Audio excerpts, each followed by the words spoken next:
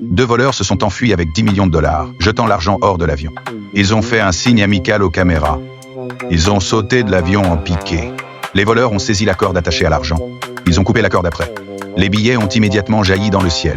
Ensuite, les voleurs ont plongé rapidement vers le bas. Ils ont plongé dans un trou noir et en sont sortis en parachute. Cependant, il a plus de l'argent. Tout le monde était ravi. Avant que la police ne comprenne, les voleurs ont déjà agi à nouveau. Ils ont roulé à moto jusqu'à un immeuble de joaillerie. Ils ont dérobé tous les diamants, ils ont cassé la vitre pour s'échapper. Ont ouvert leur parachute et ont dispersé tous les diamants sur le sol. Après analyse, le policier Johnny a estimé que les voleurs tentaient un défi de sports extrême. Johnny était aussi un passionné de sports extrêmes. Il a vite infiltré le gang. Il a suivi les voleurs jusqu'aux montagnes enneigées pour gagner la confiance du chef du gang. Johnny fut le premier à glisser. Vu cela, les autres ont accéléré en suivant son exemple. Leur excitation grandissait. Soudain, un homme a perdu l'équilibre et a glissé sans contrôle vers le bord de la falaise. Johnny se sentait très coupable, mais le chef a affirmé que c'était un défi sportif extrême. Le chef les mena ensuite à une mine d'or. Il voulait dynamiter la mine.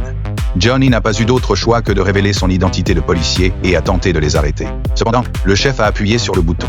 L'explosion a fait s'effondrer la mine. La police a rappelé Johnny au commissariat. Cette opération d'infiltration avait échoué, mais Johnny était déterminé à traduire le chef de gang en justice. Il a appris que le chef prévoyait d'escalader une cascade en libre. Johnny y va. Il tentait de gravir le sommet de la cascade en escalade libre, avec une dénivellation de plus de 1000 mètres. L'un des bandits n'a pas trouvé de prise et a fini par tomber. Le chef du gang n'avait pas le temps de pleurer. Il continua à grimper et une demi-heure plus tard, ils atteignirent le sommet. Johnny pressa le chef de partir avec lui. Le chef le regarda à peine avant de tomber en arrière. Johnny tente de le sauver mais tombe avec lui. Heureusement, Johnny n'a eu que des blessures légères. Au leader du gang Soumira.